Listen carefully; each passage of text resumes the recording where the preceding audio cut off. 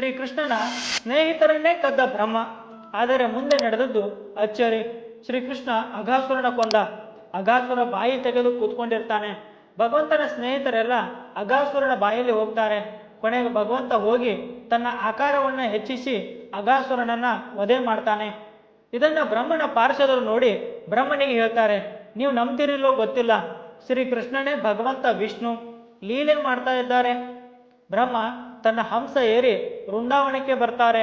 ಆ ಟೈಮಲ್ಲಿ ಭಗವಂತ ತನ್ನ ಸ್ನೇಹಿತರ ಮಧ್ಯೆ ಕೂತಿದ್ರು. ಎಲ್ಲ ಸ್ನೇಹಿತರು ಒಬ್ಬೊಬ್ಬರಾಗಿ ಕೃಷ್ಣನಿಗೆ ಊಟ ಮಾಡಿಸ್ತಾ ಇದ್ದರು. ಕೊನೆಗೆ ಭಗವಂತ ತನ್ನ ಕೈಯಿಂದ ತನ್ನ ಸ್ನೇಹಿತರಿಗೆ ಊಟ ಮಾಡಿಸ್ತಾರೆ.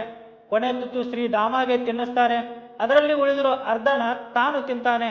ಇದನ್ನ ಬ್ರಹ್ಮ ನೋಡಿ, ತ್ರಿಲೋಕನಾಥ ಸಾಮಾನ್ಯ ಗೋಪಾಲಕರ ಎಂಜಲು ತಿನ್ನೋಕ್ಕಾಗಲ್ಲ, ಇವನು ಭಗವಂತ ಅಲ್ಲ ಅಂತಾರೆ. ಬ್ರಹ್ಮನ ಪಾರ್ಷದರು ಹೇಳ್ತಾರೆ, ನಂಬಿ ಇವರೇ ವಿಷ್ಣು, ಇಲ್ಲ ನಾನು ಇವರ ಪರೀಕ್ಷೆ ಮಾಡ್ತೀನಿ ಅಂತ ಎಲ್ಲ ಗೋವುಗಳನ್ನ ಒಂದು ಕಡೆ ಕರ್ಕೊಂಡು ಹೋಗ್ತಾರೆ. ಸ್ನೇಹಿತರು ಕೇಳ್ತಾರೆ, ನಮ್ಮ ಗೋವುಗಳೆಲ್ಲ ಎಲ್ಲಿ ಹೋಯ್ತು? ಅವಾಗ ಭಗವಂತ, ನೀವು ಇಲ್ಲೇ ಕೂತ್ಕೊಳ್ಳಿ, ನಾನು ಹುಡ್ಕೊಂಡು ಬರ್ತೇನೆ ಅಂತ ಹುಡುಕೋಕೆ ಹೋದ್ರು. ಈ ಟೈಮಲ್ಲಿ ಬ್ರಹ್ಮ ಎಲ್ಲ ಸ್ನೇಹಿತರನ್ನ ಮೂರ್ಛೆ ಮಾಡಿ ಸತ್ಯ ಲೋಕದಲ್ಲಿ ಬಚ್ಚಿಡ್ತಾರೆ. ಭಗವಂತ ವಾಪಸ್ ಬರ್ತಾರೆ, ಸ್ನೇಹಿತರು ಇರಲ್ಲ. ಅವಾಗ ಅವರು ಧ್ಯಾನದಲ್ಲಿ ನೋಡ್ತಾರೆ ಏನೇನಾಗಿದೆ. ನಂತರ ಭಗವಂತನೇ ತನ್ನ ಸ್ನೇಹಿತರ ರೂಪದಲ್ಲಿ ಪ್ರಕಟವಾಗಿ ಅವರವರ ಮನೆಗೆ ಹೋಗ್ತಾರೆ. ಇವಾಗ ಬ್ರಹ್ಮ ಒಂದು ಸಲ ನೋಡ್ಕೊಂಡು ಬರ್ತೀನಿ ಏನಾಗ್ತಾ ಇದೆ ಅಂತ ವೃಂದಾವನಕ್ಕೆ ಬರ್ತಾರೆ. ಬ್ರಹ್ಮ ಬಂದು ನೋಡ್ತಾರೆ, ಯಾವ ಸ್ನೇಹಿತರನ್ನ ಅವರು ಬಚ್ಚಿಟ್ಟಿದ್ದರೋ ಅವರೆಲ್ಲ ಇಲ್ಲೇ ಇದ್ದಾರೆ. ಬ್ರಹ್ಮ ಆಶ್ಚರ್ಯ ಆಗ್ತಾರೆ. ಇನ್ನೊಂದು ಲೀಲೆ ನಡೆಯುತ್ತೆ.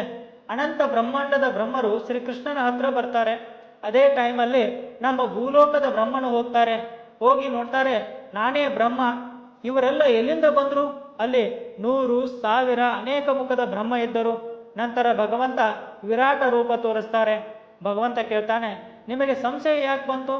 ನಾನು ನನ್ನ ಸ್ನೇಹಿತರ ಜೊತೆ ಕೂತಿದ್ದೆ ಅದಕ್ಕ. ನಿಮ್ಮ ದೃಷ್ಟಿಯಲ್ಲಿ ಮೇಲು ಕೀಳು ಅನ್ನೋದು ಇರುತ್ತೆ, ಆದರೆ ನನ್ನ ದೃಷ್ಟಿಯಲ್ಲಿ ಎಲ್ಲರೂ ಸಮ.